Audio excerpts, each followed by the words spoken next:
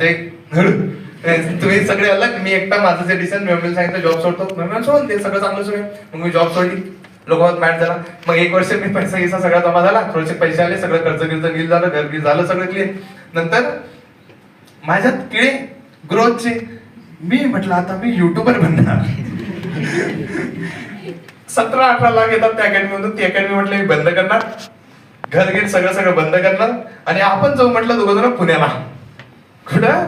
पुण्याला. आणि तिथं कोचिंग क्लास स्टार्ट करू, म्हणजे ऑनलाईन कोचिंग क्लास आणि ऑनलाईन कोचिंग क्लास चालू.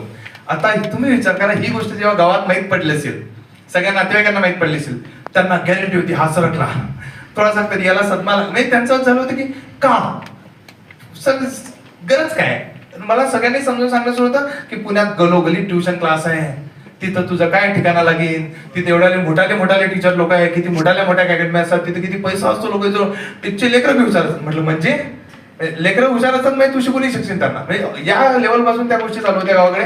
म्हटलं काही झालं चालते, मला युट्यूब करायचंय. कारण तुम्हाला सांगतो, मी 2020 मध्ये हे कॉलेजमध्ये असताना स्वप्न पाहिलं होतं. पण काय असं माहिती का, तुम्ही जेव्हा काहीतरी फेज येतो तेव्हा ते सगळं स्वप्न सोडायला लागतात. तुम्हाला सांगतो, या मधात मी तुम्हाला